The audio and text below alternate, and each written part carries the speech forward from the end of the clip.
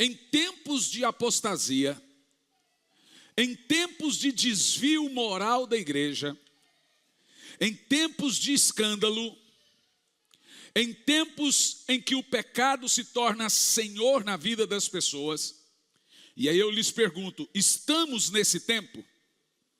Qual é a mensagem mais importante para um tempo de frieza espiritual?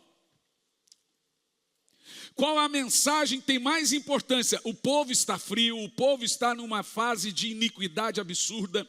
Nós estamos vivendo uma crise moral no meio evangélico. O povo está completamente desviado, afastado. Não há nos nossos dias de hoje uma vida de oração. Não tem muito tempo eu fiz uma pesquisa no meu Instagram perguntando quantos tinham uma vida de oração. 97% responderam que não tinham. E isso, gente, não é uma condição comum. Isso é uma coisa grave, mas muito grave. Isso está relacionado à sua condição espiritual e ao seu futuro em Deus. Em uma época desesperadora como a nossa, de apostasia, frieza espiritual, iniquidade, pecado, falsos profetas, heresias, qual mensagem deveria ser incansavelmente pregada? Há 4 anos tenho viajado pregado essa mensagem. Eu penso que, estava conversando com a minha esposa, eu penso que nós zeramos o game. Sabe o que é zerar o game? É quando você já pregou para todo mundo, eu acho que para todo mundo de relevância nesse país. Tudo que é igreja que você imagina. Então, literalmente eu brinco, zerei o game. Eu estava na mesa, estava assim o pastor Silas Malafaia, o pastor Cláudio Duarte, e o pastor Cláudio Duarte me fez um convite para pregar na igreja dele. Falei assim, pronto, zerei o game agora. Só faltava um. E isso não estou falando por ser um motivo de orgulho. Eu estou dizendo a você que de alguma forma, antes de começar tudo isso no início do ano, eu estava no meu período de oração, saí do período de oração, deitei na cama e falei com a minha esposa, todas essas igrejas nos farão convites esse ano. Ela falou, quais? Eu fui numerando as igrejas, todas. E por quê? Porque Deus tem uma velocidade com essa mensagem. Deus quer que isso seja pregado. E vai por mim, meu irmão. Nós podemos aqui, na igreja em Curitiba, sermos uma igreja pequena, de fato nós somos, mas a mensagem tem um alcance muito grande. O alcance que podemos obter é muito grande. Então, para nós é muito importante que daqui desse púlpito saia toda a verdade que Deus colocou na nossa boca. E todas as verdades que Deus colocou na nossa boca, desde antes da pandemia, a primeira mensagem foi, Deus está amassando o mundo. Está lá no YouTube. Todas elas estão lá ecoando, verberando para todos os lugares possíveis que assim Deus quer. Ou seja, estamos diante de um púlpito para Deus relevante. Uma mensagem relevante. Isso que é importante. Isaías 44, versículo 3. Porque derramarei águas sobre os sedentos e torrentes de águas sobre a terra seca. Derramarei do meu espírito sobre tua posteridade e a minha bênção sobre os seus descendentes. Só fazendo uma breve aplicação desse texto. Nós encontramos por 2 vezes o termo posteridade e descendência. Com isso eu estou afirmando que de tempos em tempos nós viveremos um avivamento, um derramamento do Espírito Santo em cada geração. E que se o Senhor não derramar do Espírito dele sobre uma geração, essa geração inteirinha se perde.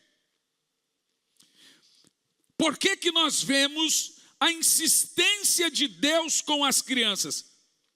Porque estão pregando aí, estão orando aí, um grupo de servos e servas de Deus, no mundo todo, dão mais de 300, que a próxima década, o mundo terá uma colheita de 2 bilhões de almas salvas.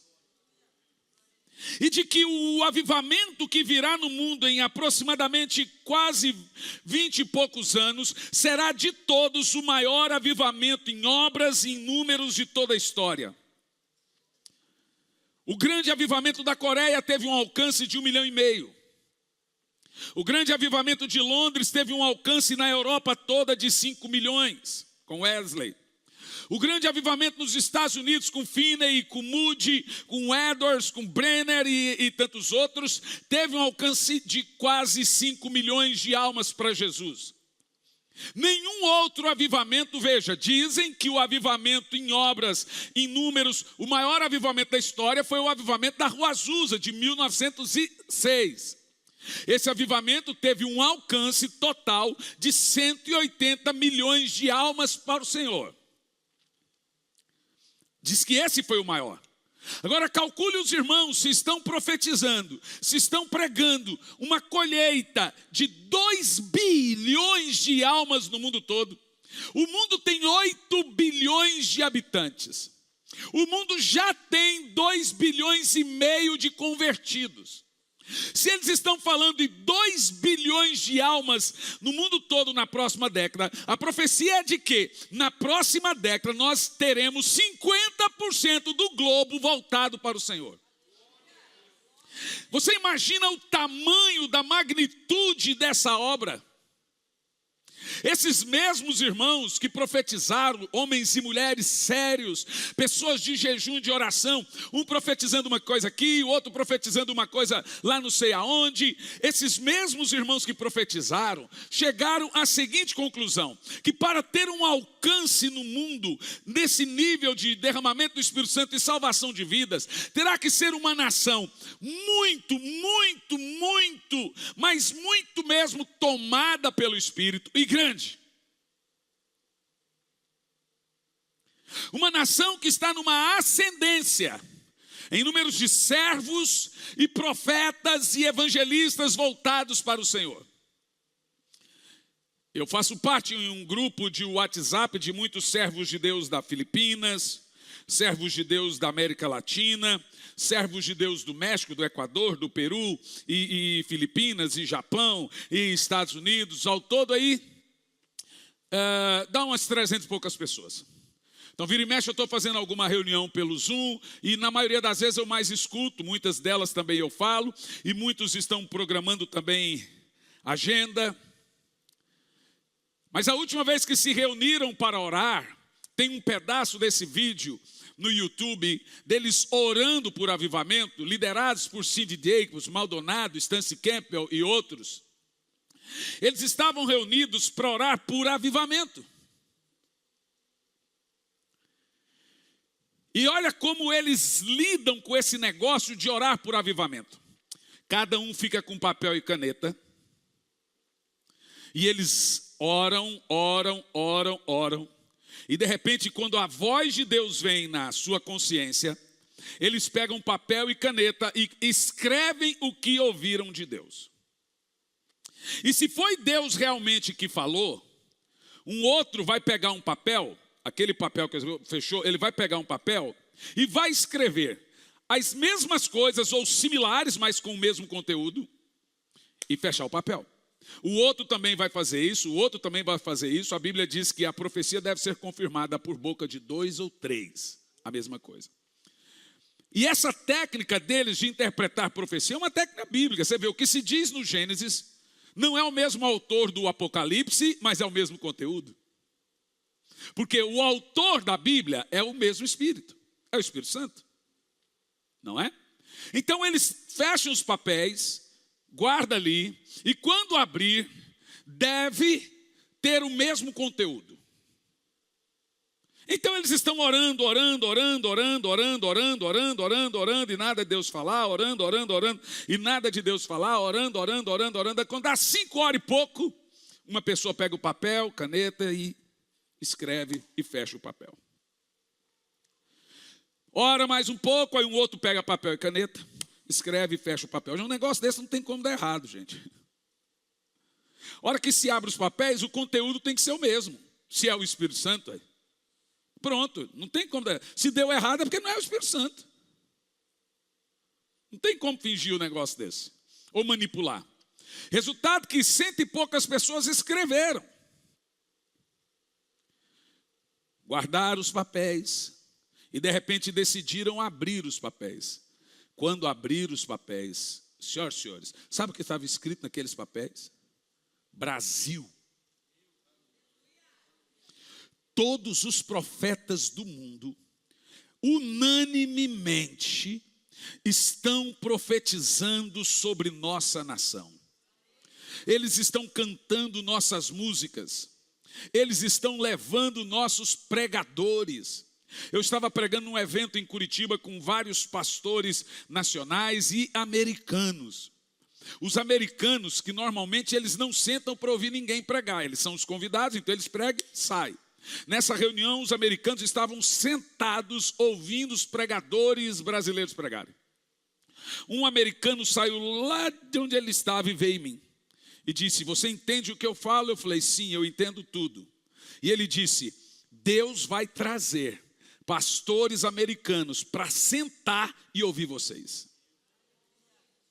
O outro pastor estava sentado ouvindo, disse para o pastor Luciano Subirá e para o pastor Samuel, que é o líder do MFI, disse o seguinte: Deus está trazendo os pastores do mundo todo para ouvir o que Deus tem para fazer através dos brasileiros.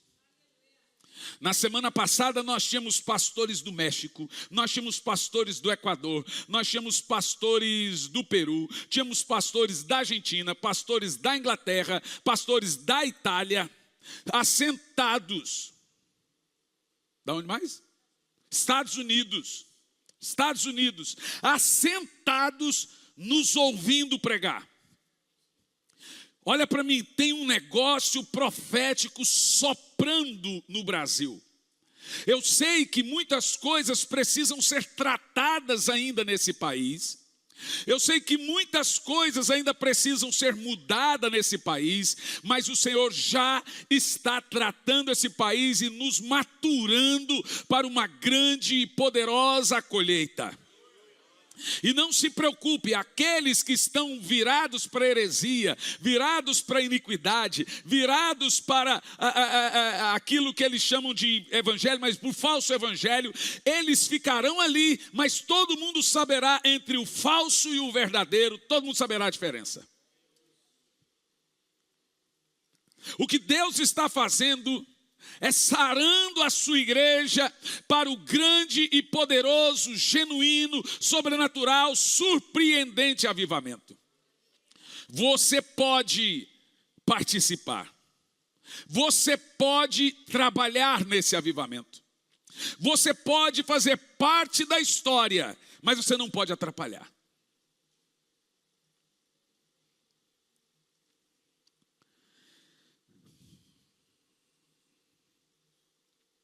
Essa semana, sentei com o irmão que cuida da nossa agenda internacionalmente e retomei com ele as agendas internacionais, ainda de uma maneira tímida, não com aquela correria que parecia que tinha uma agenda de cantor sertanejo, mas ainda assim, o Espírito Santo fazendo uma viagem internacional a cada 2, 3 meses, de nações que estão sedentas por algo que Deus separou para essa nação. Essa casa será uma casa de pessoas cheias do poder de Deus. De irmãos que receberão uma unção para fazer a diferença em alguma área, num momento que o Espírito Santo separou. Você que tem escolhido andar aqui, se prepare. Você vai beber de uma fonte cheia de sede de Deus. Algo sobrenatural da parte do Senhor. Por isso que eu gostaria de falar para você, não como muitas pessoas saíram aqui da igreja dizendo que nós não sabemos pregar outra coisa. E é assim, houve um tempo em Campo Largo que eu pregava sobre a volta de Jesus. Teve gente que saiu falando assim: aquele pastor da volta de Jesus não sabe pregar outra coisa. Aí teve um tempo que eu preguei sobre a graça, né, Toninho? Aquele pastor não sabe falar nada, só sabe falar disso. Aí teve um tempo que eu preguei lá sobre o Espírito Santo, só sabe falar disso. Você sabe que o Espírito Santo opera por temporadas.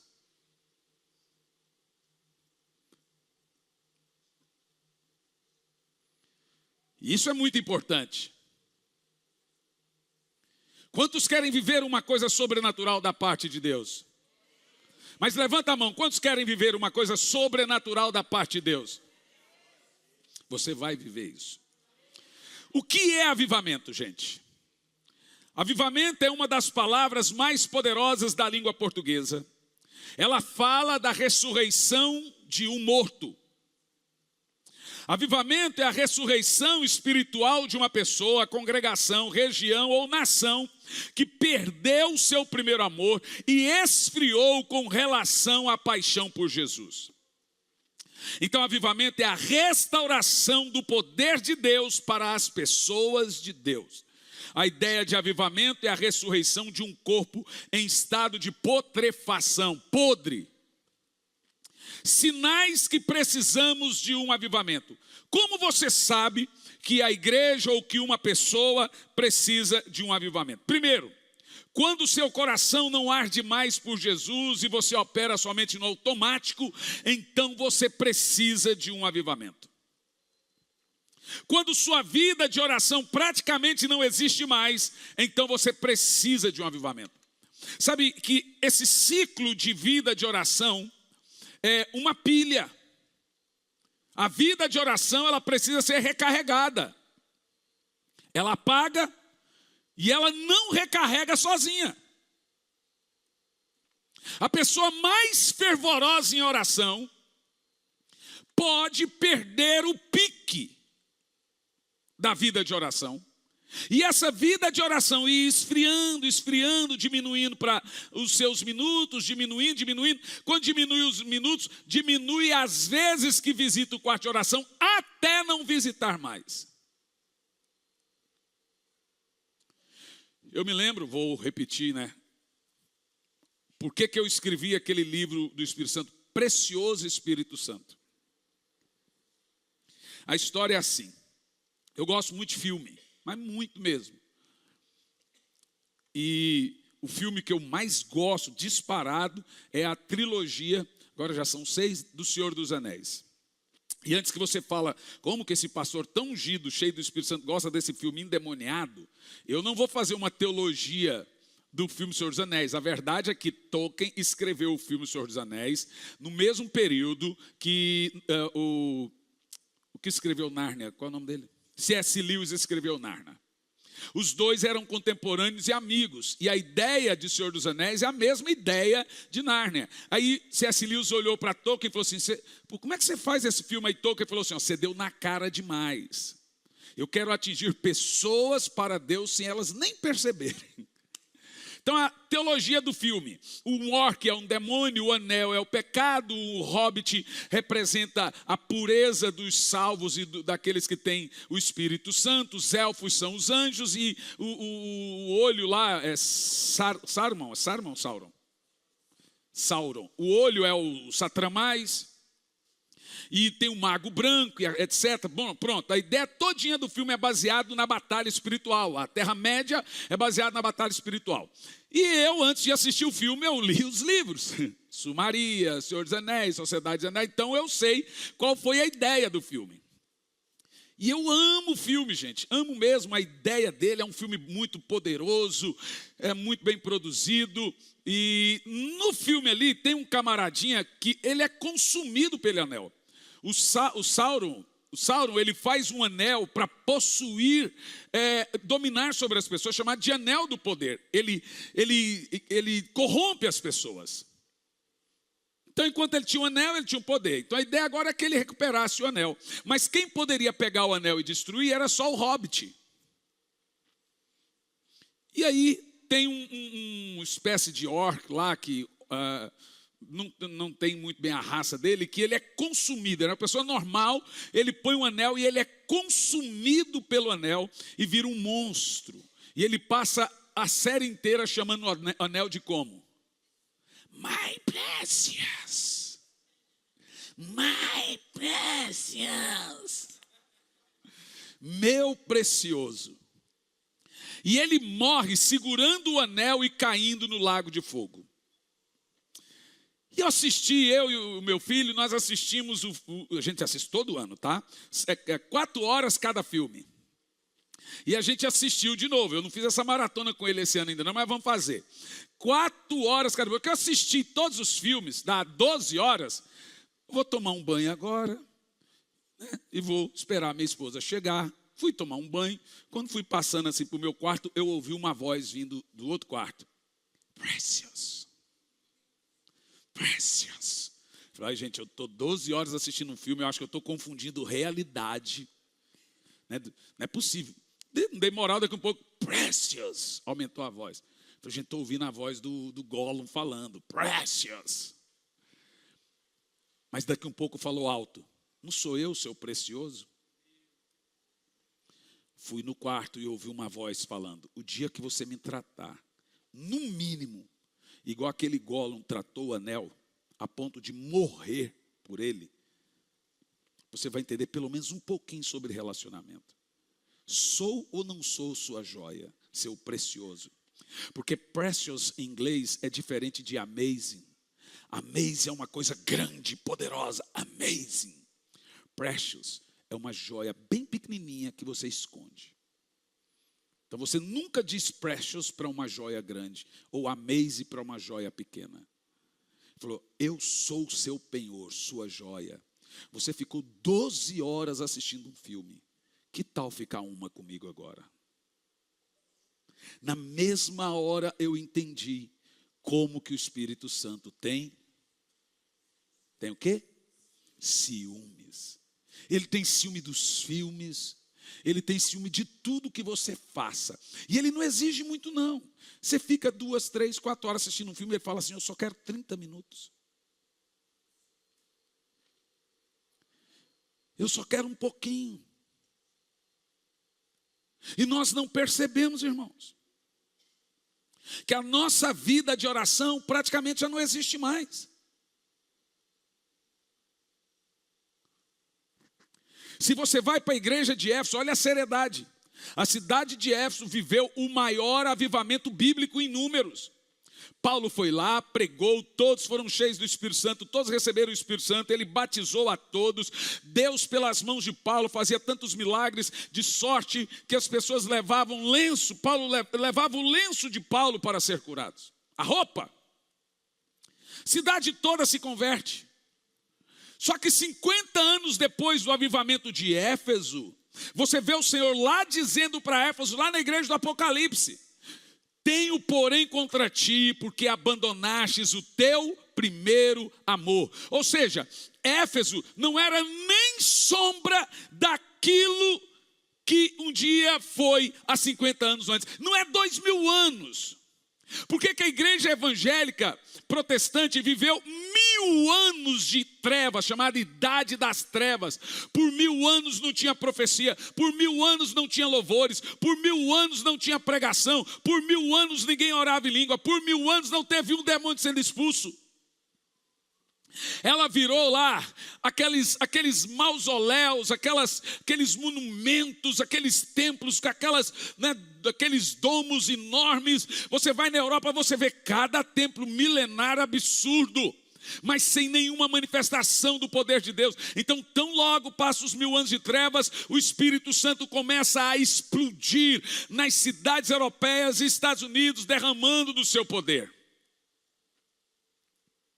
Então é possível você ser uma pessoa cheia de Deus, apaixonada pelo Senhor, e de alguma forma você perder a sua paixão, de alguma forma você perder o seu amor por Jesus, e daqui um pouco você fala assim, meu Deus, como a minha mãe dizia, minha mãe, gente, eu vou te contar um testemunho.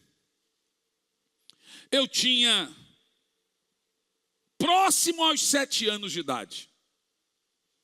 Eu lembro coisa de quando eu tinha 5.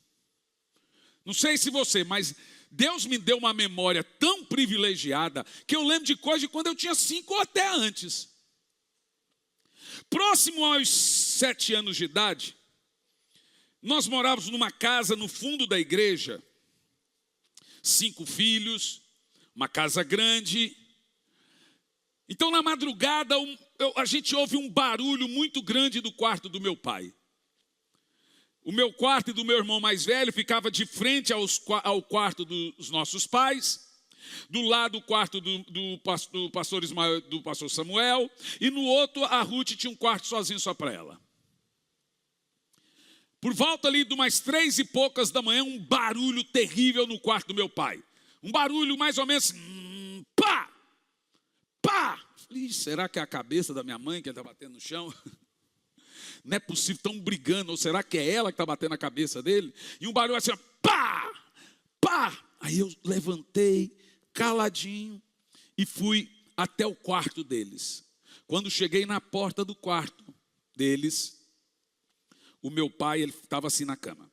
Pá! Ele levantava, flutuava e batia. Levantava, flutuava e batia. E fazia o barulhão. Pá! Pá!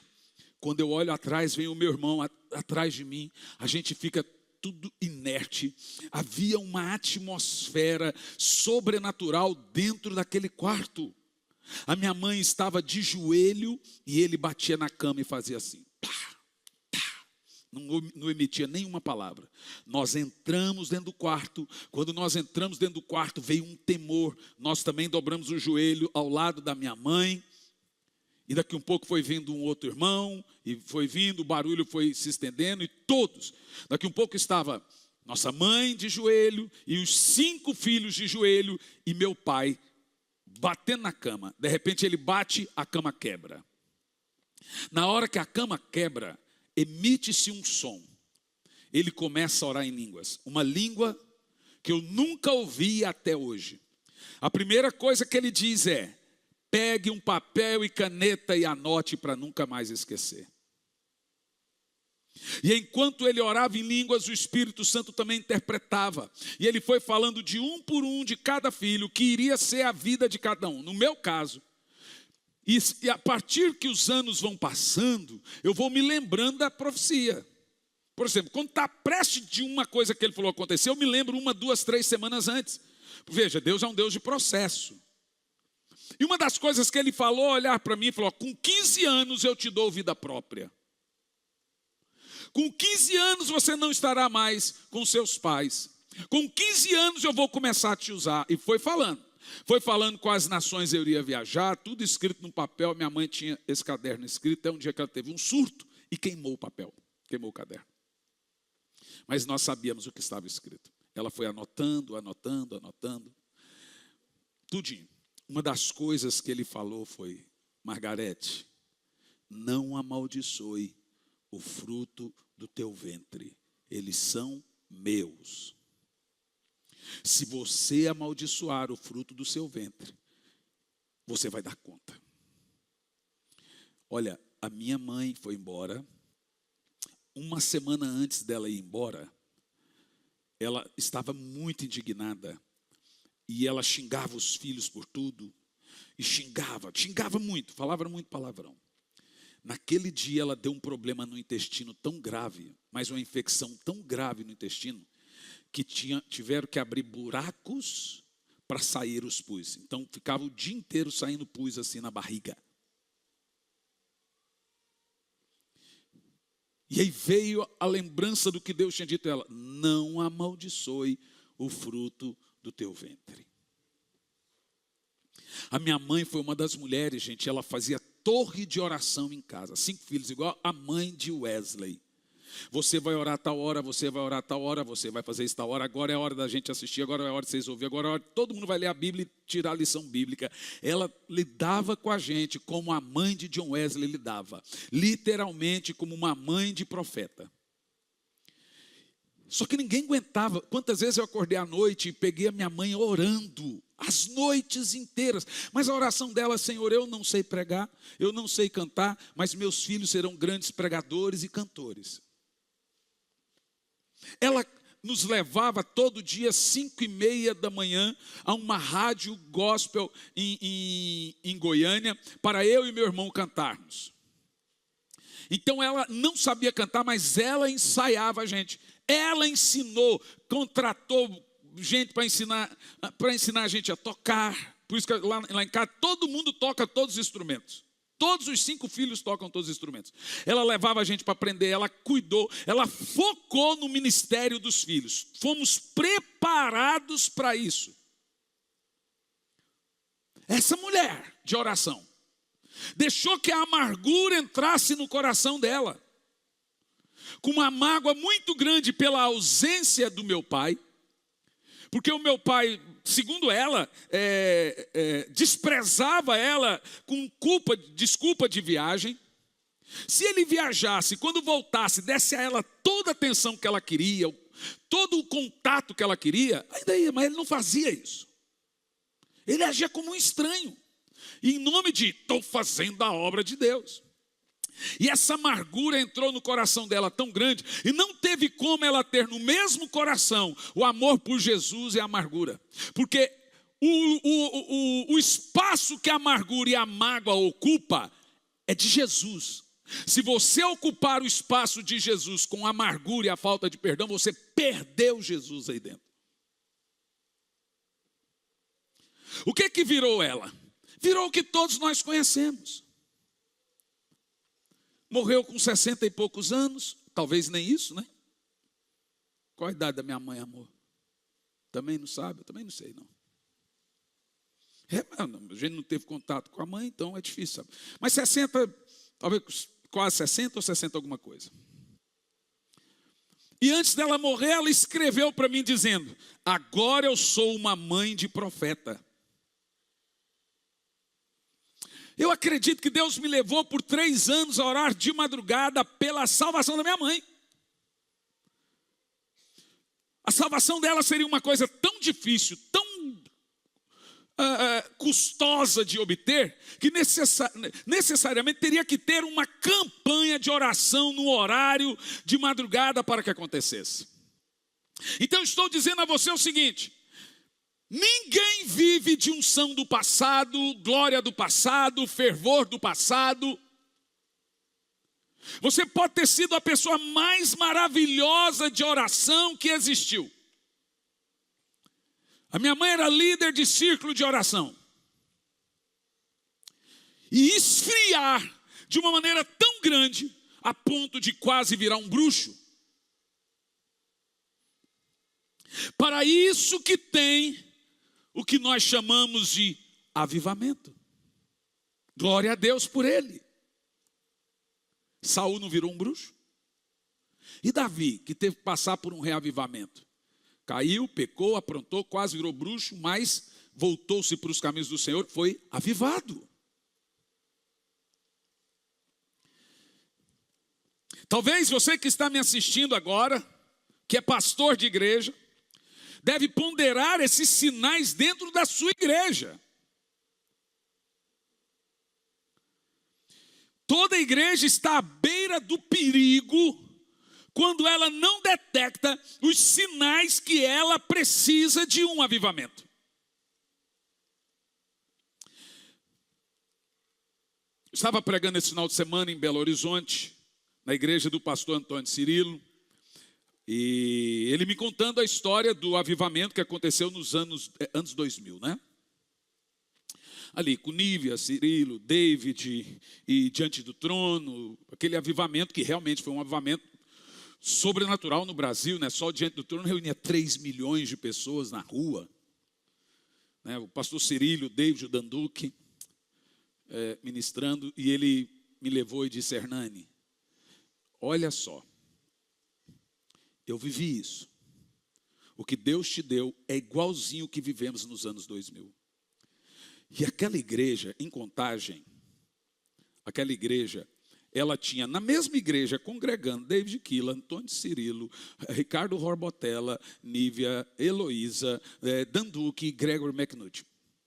Aquilo ali era uma bomba, relógio. Tá doido. E ele me mostrou um local de oração. Dá para você notar, eu disse para minha esposa: olha, eu conheço muitas igrejas no Brasil, grandes. E essa ali não é muito grande, é uma igreja razoável.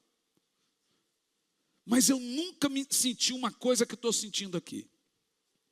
Porque eu era, saindo da adolescência para jovem nessa altura, quando o Brasil foi incendiado com o que eles chamaram de adoração extravagante. E as pessoas ficavam horas adorando, horas, e aquilo movia os corações de uma maneira sobrenatural. Eu estava ali agora como convidado, não para assistir. Muitas vezes eu fui em Belo Horizonte para assistir, para receber. E o Espírito Santo comunicando ao meu espírito, dizendo: eu vou fazer uma coisa nova de novo. Nova de novo. Como é que é? Mais alto.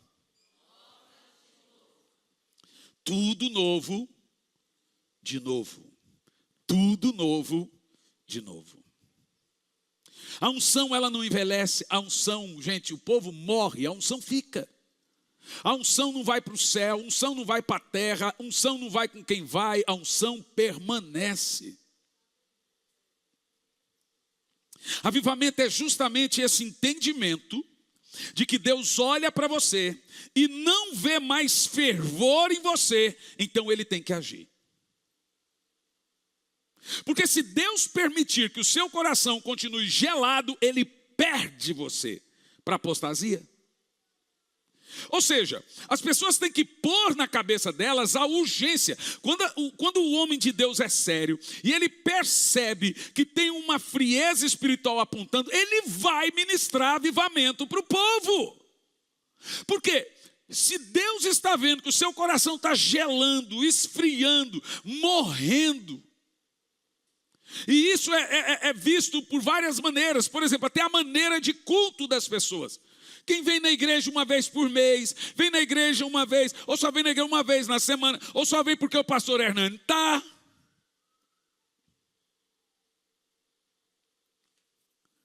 O fervor espiritual, gente, é o coração em chamas. O Wesley chamava de dia do coração aquecido. Esse dia foi 26 de maio de 1736, às 8h30 da manhã, o fogo queimou no coração de Wesley. Então há muita gente no mundo todo, nos Estados Unidos, praticamente todas as igrejas comemoram e fazem um evento de avivamento no dia do coração aquecido. Porque eles entendem que foi a partir desse entendimento que os corações das pessoas passaram a ser avivados. Wesley foi o primeiro. Gente, é diferente nossa adoração quando estamos de bem com Deus. Seja honesto. Nosso culto é diferente. Seja honesto. Você sai de um culto cheio do Espírito Santo e quer correr para casa para orar.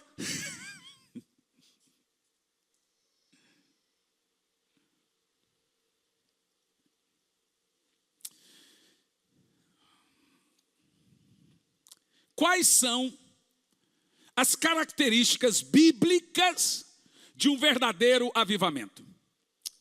Quais são as características bíblicas de um verdadeiro avivamento? Primeiro, todo avivamento vai gerar um mover de arrependimento. Avivamento não é uma brincadeira de criança ou de adulto. Não é uma coisa para encher a igreja. Avivamento é a coisa mais séria e santa da Bíblia. Por isso que o verdadeiro avivamento vai começar, e ele começa com arrependimento. Quantos aqui conhecem a doutrina do arrependimento? Poucas pessoas. Observa algo importante. Arrependimento é a primeira pregação do Novo Testamento. Em Marcos 1:4 está escrito: assim apareceu João pregando arrependimento para perdão de pecados. Não é pedir perdão para receber perdão, não. É arrependimento para perdão. Em outras palavras, pedir perdão não traz perdão. Arrependimento traz perdão. Tem muita gente que pede perdão para se aliviar da culpa. Não porque está arrependida. Por que arrependimento, que avivamento não vai vir sem que antes tenha tido arrependimento? Porque senão ele não vai ser genuíno. Vai ter gente com boca suja adorando a Deus. Vai ter gente com pecado encoberto adorando a Deus. E aí o Espírito Santo não vai vir. Vai ter gente encobrindo o pecado, sem ter confessado o pecado, sem ter se arrependido. Ali, igual acontece hoje. A boca que ora em língua é a boca que fala palavrão. Por acaso pode sair água doce e amarga da mesma fonte? Pode sair o glória a Deus, o aleluia de uma boca que fala palavrão? Ou de uma boca que amaldiçoa? Então, para que o Espírito Santo aceite o seu louvor e possa produzir o avivamento que só Ele produz, eu tenho que me arrepender para que eu não suje o ambiente espiritual de Deus. Então, na Bíblia e na história, sempre de um grande e poderoso avivamento, veio um movimento e um mover sobrenatural de arrependimento. Irmãos, eu sei contar na minha história todos os reavivamentos pessoais que eu tive.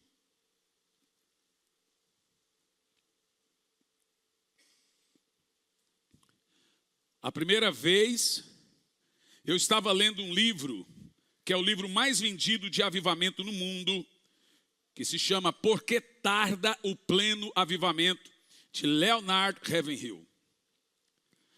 Eu nem tinha chegado no final do livro, é um livrinho desse tamanhozinho aqui, deve ter ali 100 e poucas páginas, é o livro mais bomba, explosivo que tem no mundo, e bem pequenininho.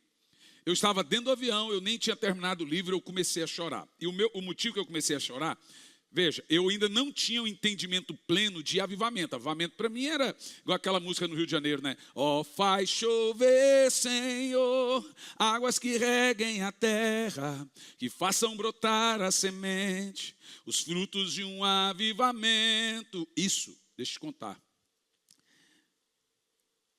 Em 1995, o Brasil tinha 10 milhões de crentes. Tem uma pesquisa da CPAD que fala que dos anos 2000 para cá, até onde estamos, o Brasil cresceu inúmeras vezes mais do que até nos anos 2000. É irrefutável que aquele mover de avivamento que eu mencionei há pouco dos anos 2000, trouxe milhões de pessoas ao Senhor. Hoje temos quase 80 milhões. É inegável. As reuniões de avivamento, os ajuntamentos de avivamento, os batismos com o Espírito Santo, que tinha vigílias de batismo com o Espírito Santo e tinha retiros, que eles iam para serem cheios do Espírito Santo. Retiros. Era a onda dos retiros. E sabe o que mais acontecia nessa época? Arrependimento. O arrependimento, ele tem que prenunciar o avivamento. Ou seja, o pai, senão gente com ódio do pai adorando a Deus. Gente com ódio, a esposa com ódio do marido, adorando a Deus, adoração corrompida. Gente com ódio do outro, veja, que fala palavrão, que xinga, que trai, que faz, que adultera, que é viciado em pornografia, adorando a Deus. Essa adoração corrompida, Deus não aceita.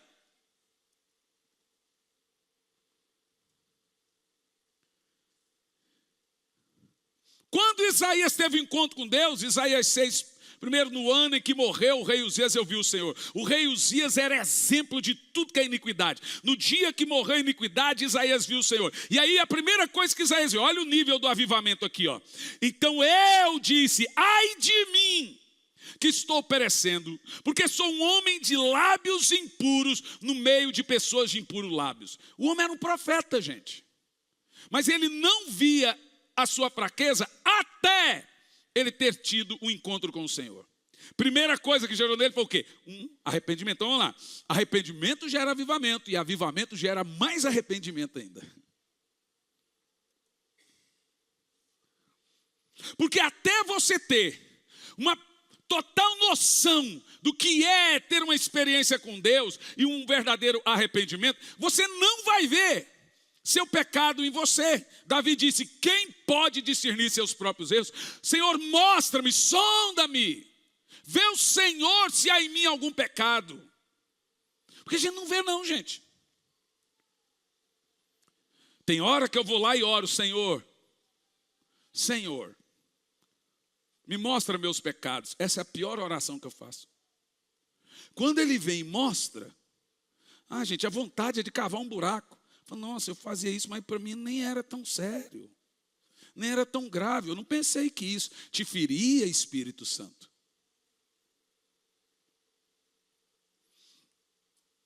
Então, o que é arrependimento? Em primeiro lugar, arrependimento não é quando você chora. É quando você muda. Ninguém muda por sua própria força. Porque existe um lugar no meio entre sua mudança e você chamado seu orgulho. E o seu orgulho não deixa você mudar. Mas quando você tem um avivamento, a primeira coisa em nós que é quebrada é o ego. Porque você vê essa choradeira no avivamento, e criança, e pai, etc. Por quê? Aquilo é para quebrar ego. Quando tem esse quebrantamento, nessa hora está fácil para Deus produzir em você arrependimento. Se não tiver o quebrantamento, não tem arrependimento. Então as pessoas choram muito em reuniões de avivamento. Por quê? Elas estão tendo um espírito de quebrantamento. O que está acontecendo ali na hora? O Espírito Santo está revelando para elas em que tem que mudar. É muito lindo. De acordo com a Bíblia, vou te mostrar isso agora. Arrependimento é uma tristeza enviada por Deus. Confere comigo, 2 de Paulo aos Coríntios 7 e 10. 2 de Paulo aos Coríntios 7 e 10. Arrependimento é uma tristeza enviada por Deus. 2 de Paulo aos Coríntios 7, versículo 10. Olha lá. A tristeza conforme o Senhor não produz remorso, mas uma qualidade de arrependimento que conduz à salvação. Porém, a tristeza do mundo, no caso que é culpa, traz morte. Você percebe agora, percebeu? Em uma reunião de avivamento vai ter muito isso aqui, ó. A pessoa está gemendo, a pessoa está chorando. Por isso que eu não acredito em avivamento que a pessoa não saia mudada. Cair e não mudar não resolve nada.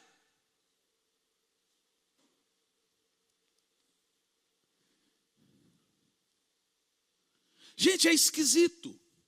Você dobra o joelho para orar. Na hora o olho molha. Na hora. Na hora significa que, quando isso acontece, você está voltado para Deus, ainda está em sintonia com Ele. Significa que você é uma pessoa quebrantada. Davi disse que o Senhor não rejeita os quebrantados. E o quebrantamento trabalha junto com o arrependimento, e o arrependimento produz quebrantamento. Não é remorso, não. É uma tristeza. Sabe, o Espírito Santo é tão lindo, tão lindo, tão lindo, que você está ali orando e está chorando. E a presença dele está ali. Daqui um pouco ele vem de uma maneira e fala para você seus erros e pecados, mas de uma forma tão tremenda que ele não acusa e você nem se sente acusado. Ele não está falando você se sentir mal.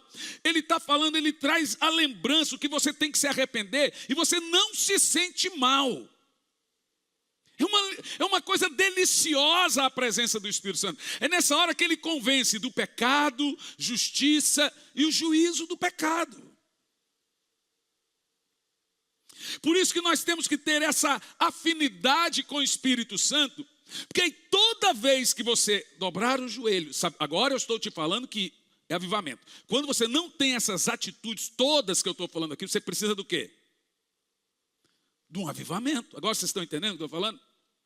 Quando você sequer tem essas essas idas e vindas ao Senhor, você precisa urgentemente de um avivamento, senão seu coração vai ficar tão gelado, tão gelado, tão gelado, e você vai apostatar da fé, e quem apostata da fé não volta mais. A Bíblia diz que ele não encontra mais espaço de arrependimento. Significa que você conhece tudo de Deus, tudo de Bíblia. E aí, quais são os argumentos desse tipo de gente? Ele tem todos os argumentos. Qualquer coisa que você falar para ele de Bíblia, ele já sabe. Mas ele tem argumentação para tudo, para não congregar mais. Ou seja, ele apostatou. Por quê?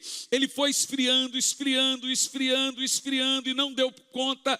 E nem se preocupou com a frieza. Gente, você não acha estranho não ter um lugar de oração na sua casa? Você tem que achar estranho.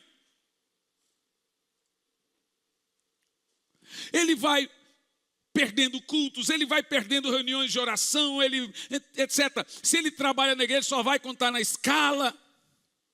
Por que aqui na igreja eu sempre briguei com louvor? De se não vem no culto, quando não toca, não pode cantar. Sabe por quê? Vou te dizer para você por quê. Você não ama Deus. Você ama o cargo. Se é para pegar gente só para tocar, eu contrato os melhores. Vou lá e pago. Se é para ter gente para lidar com o som, só para você trabalhar na igreja, eu pago. Você está fazendo isso porque faz parte da sua vida cristã servir.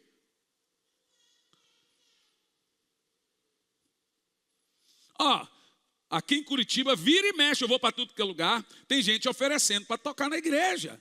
Não, pastor, eu vou lá toda quarta e toco. Eu fico na minha igreja. Não, se é para isso, eu penso, conheço todo mundo em Curitiba, gente. Sabe por que você canta aqui? Sabe por que você trabalha aqui? Porque lhe deu a oportunidade de servir a Deus aqui. Não é porque, você não está aqui porque toca, você toca porque está aqui.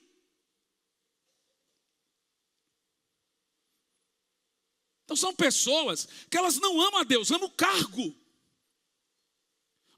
Te falar, tem gente aí que você vai para a igreja dele, no primeiro dia ele te oferece um cargo, nem te conhece. Porque ele quer segurar você por meio do cargo. Você já viu a gente fazer isso aqui, gente? Se a gente fizesse isso aqui, estava um entupido de músico, de guitarrista, de não sei o quê. Não fazemos. Fica 6 meses, né, pastor Fernando? Mas chega lá, toma um cargo. Aqui, pode cantar aqui, para quê? Para segurar você. Ele prendeu você pela boca, igual se faz com o peixe. Pelo ego, pela vaidade. Pois escute bem o que eu estou te falando. Ano que vem nós vamos fazer desse lugar um celeiro de poderoso avivamento. Todos aqui terão oportunidade de trabalhar, porque comigo todo mundo prega, não é, pastor João? Todo mundo prega, quando eu vejo, mas vai ter que dar o seu tempo de servir.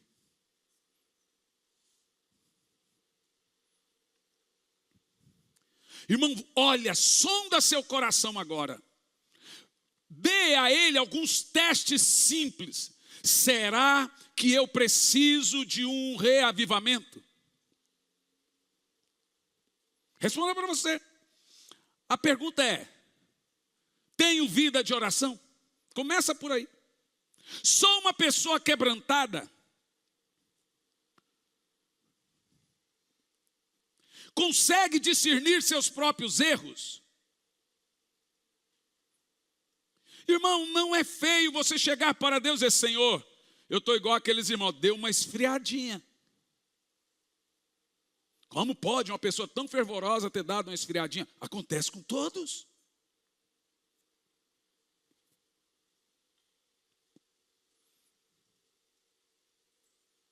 Deixa eu te ajudar. Por favor, olhem para mim todos. Deixa eu te ajudar a ser uma pessoa tão cheia do Espírito. E também ganhar toda a sua família para Jesus. E também ser usado como um grande e poderoso avivalista dentro da sua casa. Mas você precisa estar insatisfeito com a sua condição. Presta atenção como isso é tão poderoso. Em 1735, temos o conhecimento do avivamento na Nova Inglaterra através de um notável evangelista por nome Jonathan Edwards. Eles chamaram esse avivamento de o grande despertamento. E por quê? Como em todos os avivamentos, esse nasceu em meio à fome, guerra e os desvios morais da igreja. As características desse avivamento foi a famosa pregação de arrependimento de Jonathan Edwards, por título Pecadores nas mãos de um Deus irado. Foi a partir desse sermão que os Estados Unidos pegou fogo. Os Estados Unidos tinha pouco mais de 30 milhões de habitantes. Os relatos que temos é que pessoas caíam ao chão aos gritos, se arrependendo de seus pecados. Há relatos que muitos olhavam para o chão, imaginando que a terra fosse abrir diante deles e cairiam no inferno. Tamanha era a presença de Deus na pregação que de Jonathan Edwards, que as pessoas se seguravam uma nas outras para não caírem. O relato que temos é de que Edwards orou e jejuou por semanas antes de pregar o sermão de arrependimento. Em um dia após o tão famoso sermão pregado por Edwards, as pessoas iam para as praças queimar seus livros de feitiçarias, ou romances pornográficos, ou suas garrafas de rum e bebida alcoólica eram quebradas. Também quebravam coisas, quadros insinuosos e etc. E desfaziam de seus charutos ou qualquer coisa de fumo. Foi verdadeiramente um mover de arrependimento em toda a nação, através de um homem completamente voltado para Deus. Jonathan Edwards era gago. Então ele teve que orar para pregar. E orou muito e jejuou muito. E escreveu o sermão inteiro. Segurou uma lamparina e a folha. E ele lia o sermão todo por causa da gagueira. Então ele está lendo o sermão e a lamparina, daqui um pouco ele olha assim, está todo mundo no chão. Ele lendo o sermão. Aonde ele ia, ele lia o sermão e as multidões gritavam. O segredo não estava no papel ou no próprio sermão. Esse sermão está disponível na internet. Lá com Edwards, ele lia o sermão, as pessoas caíam. Tempo desse foi um pregador pregar o mesmo sermão de Jonathan Edwards, pecadores nas mãos de um Deus irado. Todo mundo caiu, mas foi de sono. Sermãos de Spurgeon, de Wesley, Edwards, Dave Brenner, Baldes, McShane, todos estão disponíveis na internet.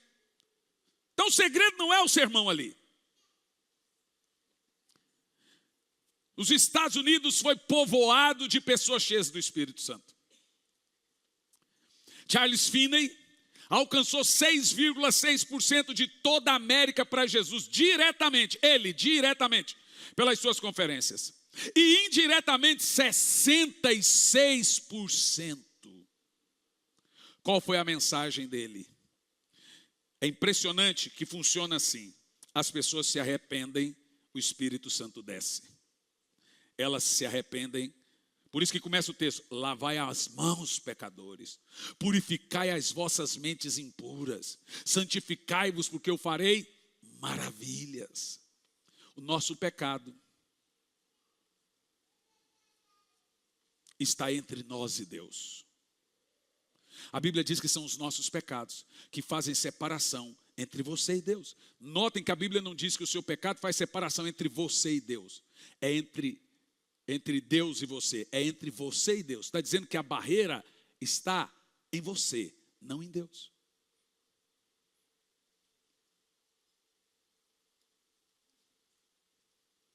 Então agora,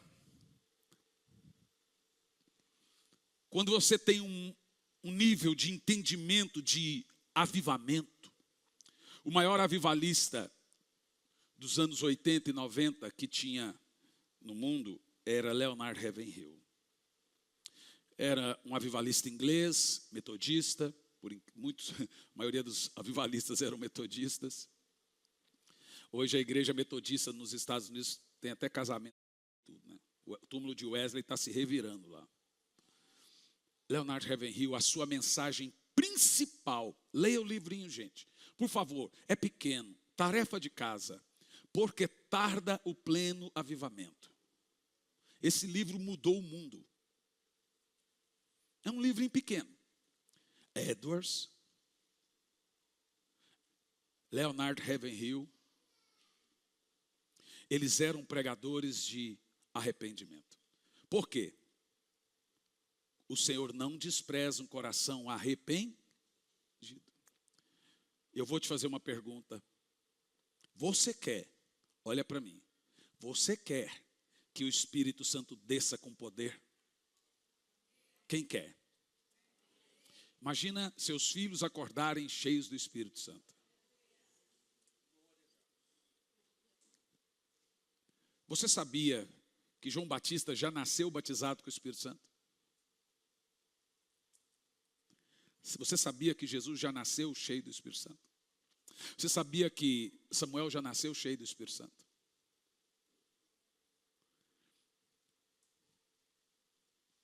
Uma das características do Senhor nos nossos dias é que crianças irão nascer cheias do Espírito Santo. Mas eu quero clamar a você. Todos nós vamos nos voltar para o Senhor.